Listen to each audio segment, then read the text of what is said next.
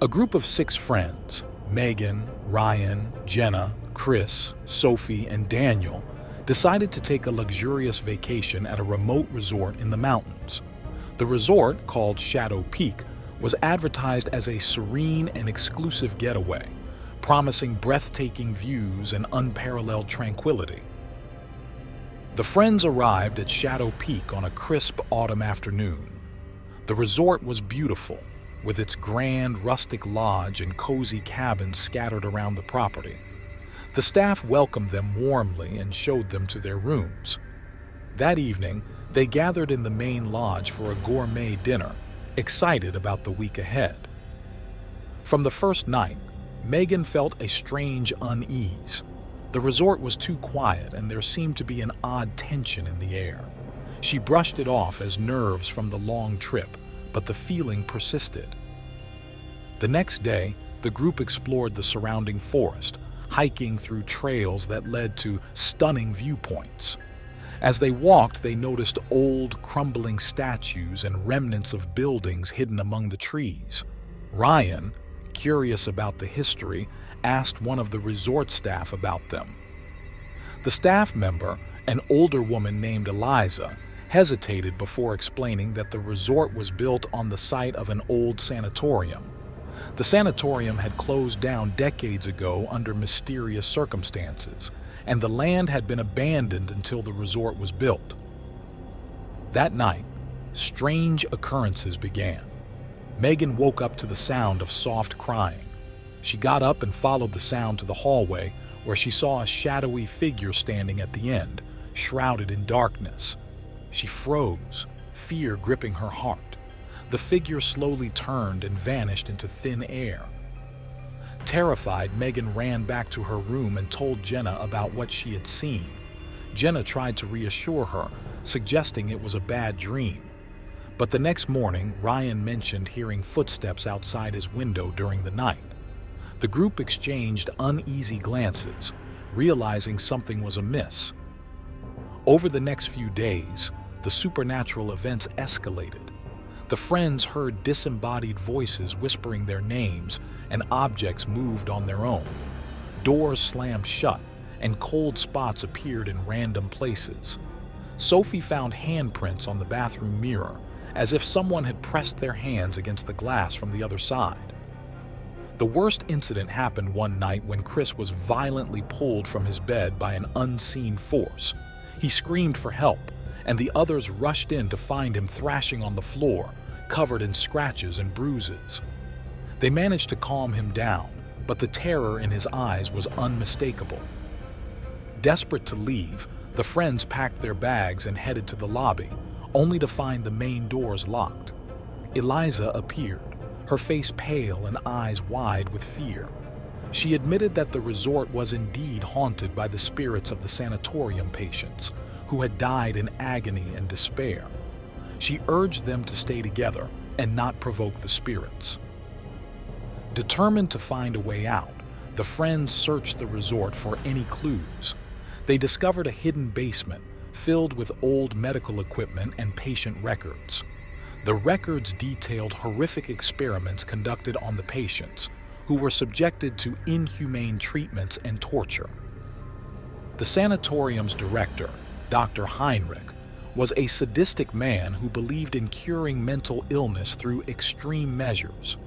Many patients died under his care, their souls trapped in the sanatorium's walls. The friends realized that the spirits were not just restless, they were seeking revenge. The spirits became more aggressive as night fell. The friends barricaded themselves in the main lodge, but the haunting continued. Shadows danced on the walls and ghostly figures roamed the halls. The temperature dropped, and a sense of dread filled the air. Megan, feeling a strange connection to the spirits, decided to confront them. She entered the basement alone, hoping to communicate with the trapped souls. As she descended the stairs, she felt a cold hand on her shoulder. She turned to see a ghostly figure with hollow eyes staring at her.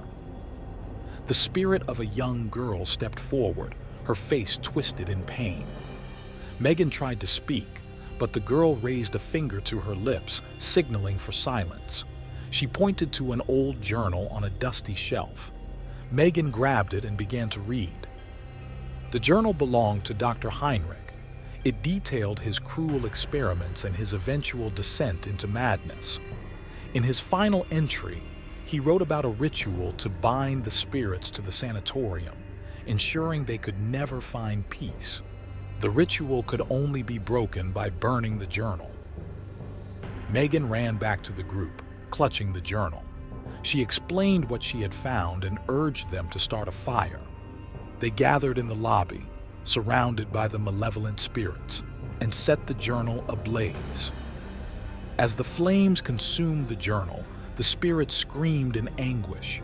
The air grew thick with their cries, and the walls trembled.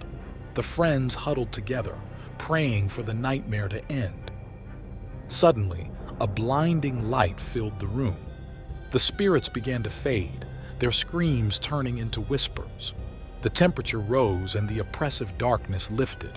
The doors to the lobby burst open and the friends ran outside, gasping for breath. They left Shadow Peak behind, never looking back. The resort was closed down and the land was left to nature. The friends tried to move on, but the memories of the haunted resort haunted them. Megan couldn't forget the hollow eyes of the young girl and the cold touch of the spirits. She knew that some places were better left undisturbed and that the past could sometimes reach out from beyond the grave to claim the living. Years later, the friends remained close, bound by the terror they had faced together. They never spoke of the haunted resort, but each of them carried the scars of that horrifying vacation. They had learned that some getaways could turn into nightmares, leaving behind a darkness that could never be fully escaped. Sarah, Matt, Rachel, and Tom had been planning their dream vacation for years. They finally booked an exotic trip to an island paradise off the coast of South America. The island, known as Isla Sombria, was said to be uninhabited and offered pristine beaches, lush jungles, and clear blue waters. It was the perfect escape from their busy lives. The group arrived at Isla Sombria on a small boat, greeted by the sight of paradise. They set up camp on the beach, enchanted by the island's beauty. The sun was shining, the waves were gently lapping at the shore, and everything seemed perfect. Little did they know, their dream vacation was about to become a living nightmare. On their first night, while exploring the island, they stumbled upon an old, weathered sign hidden in the dense foliage. It was written in Spanish, and Rachel, who was fluent in the language, translated it for the group. The sign warned visitors to leave the island before nightfall, as it was cursed and home to malevolent spirits. The group laughed it off, assuming it was a relic from an old legend meant to scare people away. They continued their exploration, finding an abandoned village deeper in the jungle. The village was eerily quiet, with dilapidated huts and overgrown paths. It looked as if it had been deserted for decades. That night, strange things began to happen. Sarah was the first to notice the shadows. They seemed to move on their own, shifting and growing longer as the night progressed. She tried to ignore it, but the unease gnawed at her. As they sat around the campfire, Matt suddenly stood up, claiming he saw someone watching them from the tree line.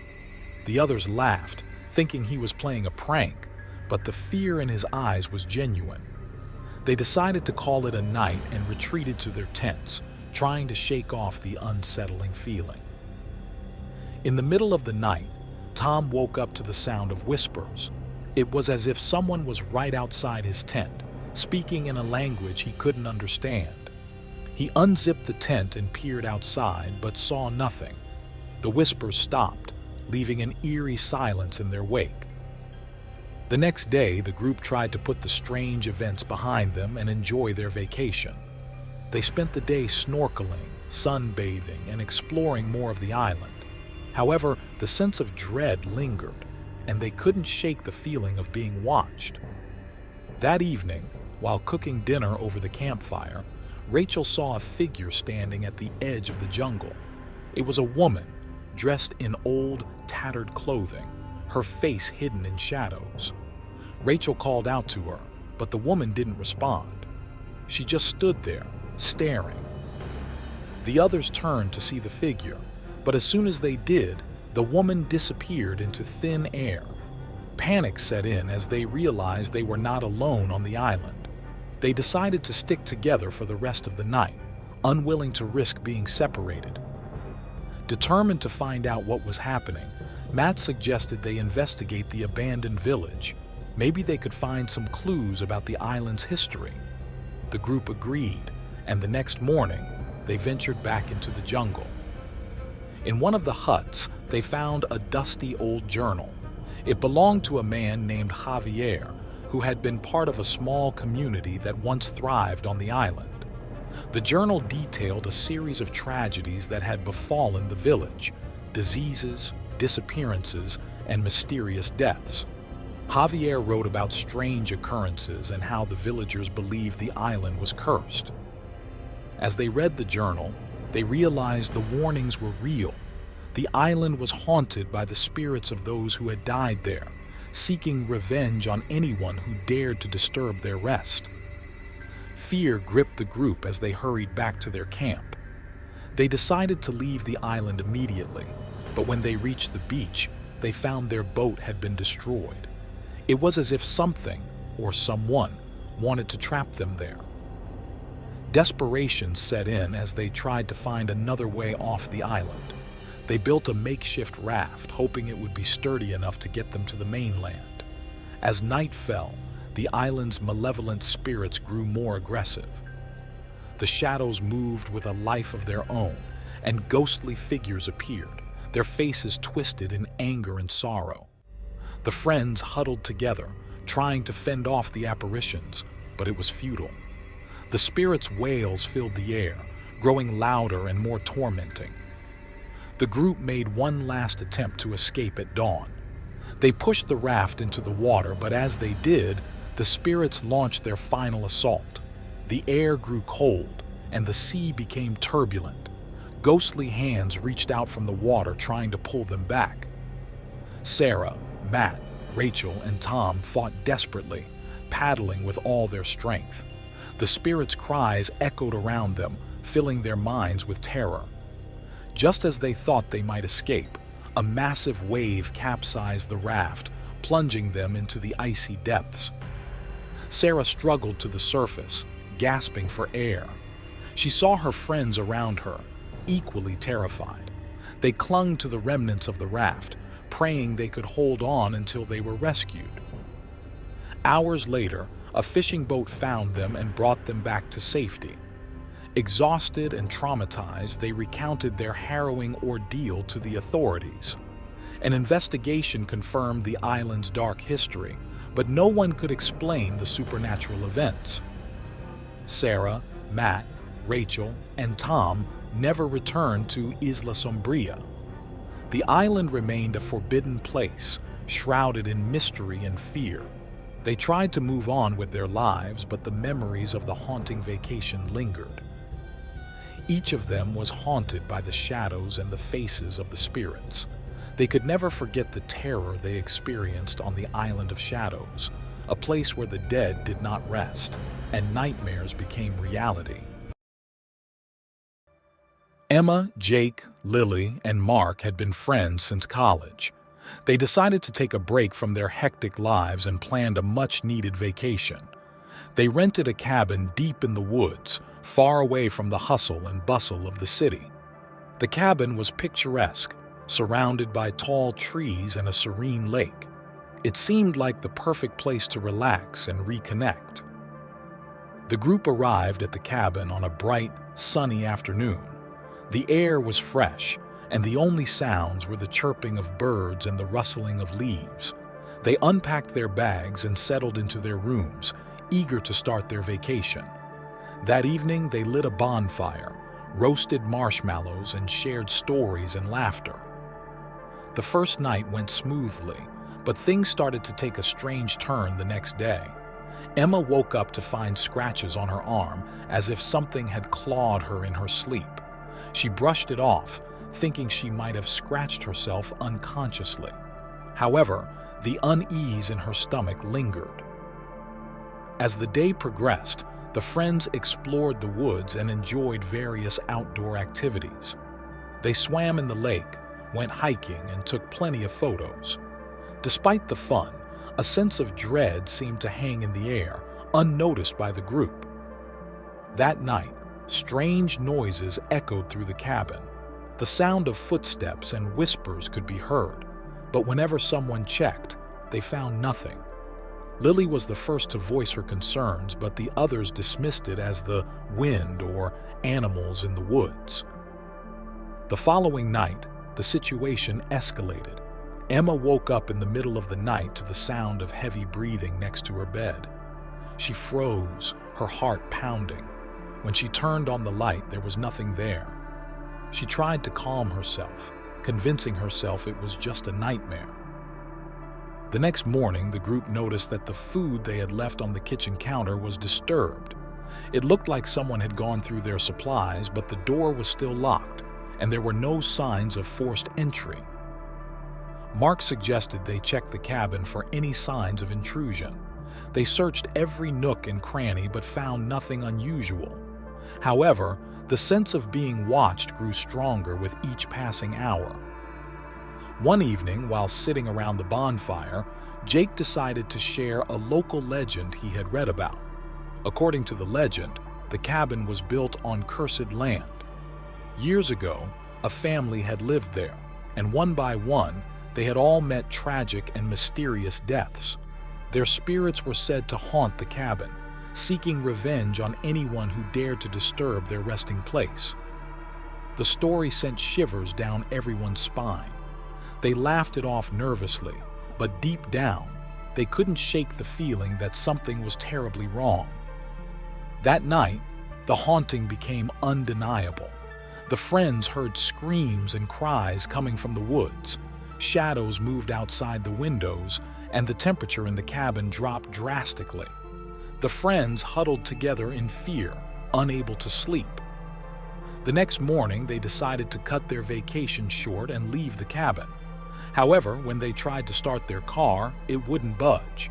The engine was dead, and their phones had no signal.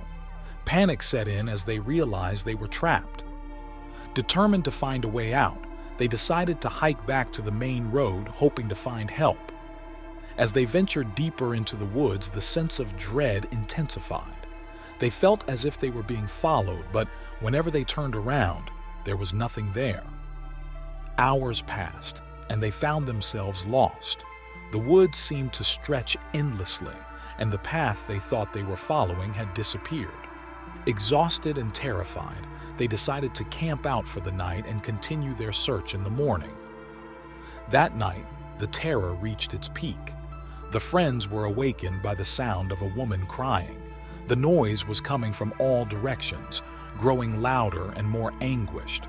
Shadows danced around their campsite, and a thick fog enveloped them. Emma screamed as she saw a figure emerging from the fog. It was a woman, her face twisted in a grotesque expression of rage and sorrow. Her eyes were hollow, and her mouth opened in a silent scream. The friends backed away, but the figure kept advancing. Mark tried to reason with the spirit, begging for their lives. The woman stopped, her expression changing to one of sorrow. She pointed towards the cabin, and in a voice that seemed to come from all around them, she whispered, "Leave now, or suffer our fate." Desperate to escape, the friends ran back to the cabin. They frantically packed their belongings and tried the car again. This time, the engine roared to life, and they sped away from the cursed place. As they drove away, they noticed something in the rearview mirror. The cabin was burning, engulfed in flames. They didn't stop to look back and kept driving until they reached the nearest town. Once they were safe, they reported their experience to the authorities. An investigation revealed the tragic history of the cabin and the deaths of the family that once lived there. The cabin had indeed been built on cursed land, and anyone who stayed there was doomed to encounter the vengeful spirits. Emma, Jake, Lily, and Mark never spoke of the incident again. They returned to their normal lives, but the memories of that terrifying vacation haunted them. They couldn't forget the woman's hollow eyes and the feeling of being watched. Years later, the friends drifted apart, unable to shake the fear that had bonded them together. They knew that the cabin in the woods would forever remain a dark chapter in their lives, a reminder that some vacations can turn into the worst nightmares imaginable.